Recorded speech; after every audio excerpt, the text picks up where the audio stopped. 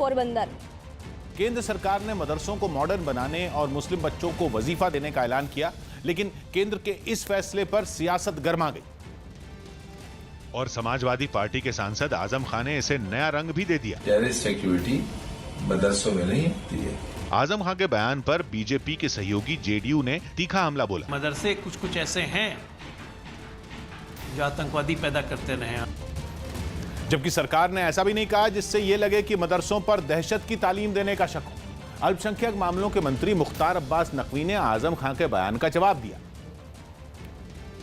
और बताया कि सरकार की मंशा मदरसों में पढ़ने वाले बच्चों को आधुनिक शिक्षा देकर मुख्य धारा से जोड़ने की है। हमने 3T फार्मूला मदरसों के लिए किया था, टीचर, टिफिन, टॉयलेट। केंद्र के फैसले का मुस्लिम समुदाय के संगठनों ने भी स्वागत किया और मदरसों में विज्ञान और कंप्यूटर की पढ़ाई को वक्त की मांग बताया। 7.5 लाख मदरसों के अंदर अगर हमारे जो बच्चे हैं मदरसे के वो दुनियावी तालीम की तरफ जाएंगे तो उससे एक बड़ा फायदा पहुंचेगा।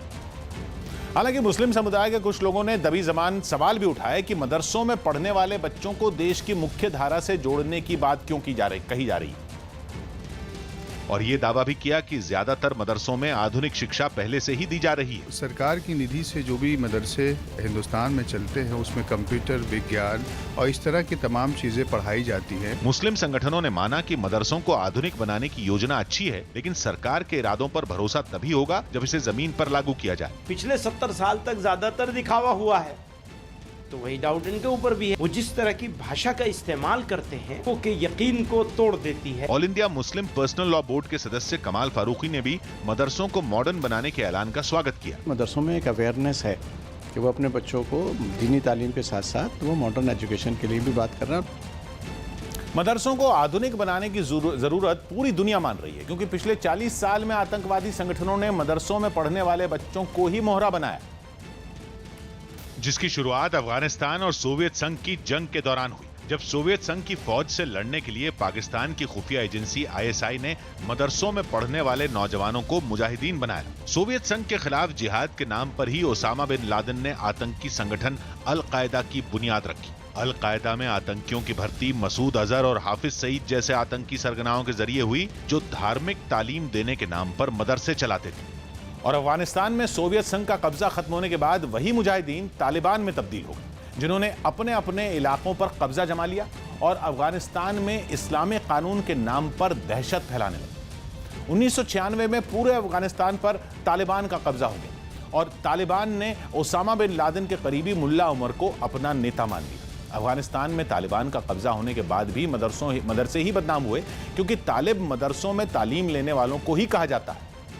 18 साल पहले अमेरिका पर 9/11 के आतंकी हमलों के बाद तो तालिबान का मतलब ही बदल गया और तालिबान को पूरी दुनिया ने आतंकवादियों का पर्यायवाची मान लिया, जिसका असर यह हुआ कि मदरसों को कट्टरपंथी शिक्षा का अड्डा बताया जाने लगा। यह भ्रम भी 1980 के दशक में ही फैला कि मदरसे धार्मिक शिक्षा के केंद्र हैं, जबकि भारत में मुगलों और अंग्रेजों के शासन में मदरसे धर्मनिरपेक्ष थे, जहां हर धर्म के बच्चों को तालीम दी जाती थी। देश के पहले राष्ट्रपति डॉक्टर राजेंद्र प्रसाद की बुनियादी शिक्षा मदरसे में ही हुई थी। भारत की संविधान सभा के अंतरिम अध्यक्ष रहे सच्चिदानंद सिन्हा और महान समाज सुधारक राजा राममोहन रॉय ने भी शुरुआती पढ़ाई मदरसे में ही की थी।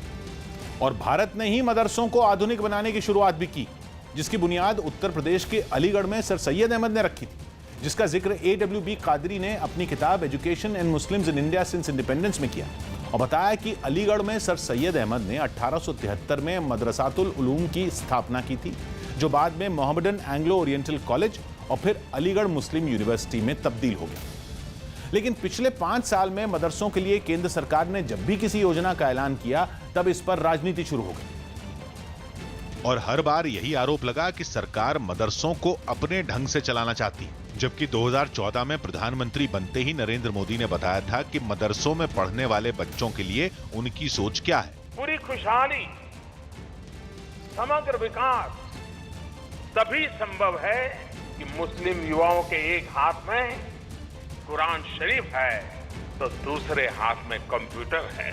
अब प्रधानमंत्री मोदी की इसी सोच को सरकार ने आगे बढ़ाने का ऐलान किया, जिसकी मांग मुस्लिम समुदाय के बुद्धिजीवी लंबे समय से कर रहे थे। ये हमारी रिक्वायरमेंट थी और हमारी डिमांड भी थी हमेशा कि भाई मुस्लिम इलाकों में वहाँ स्कूल कायम करो। तो ये बहुत ही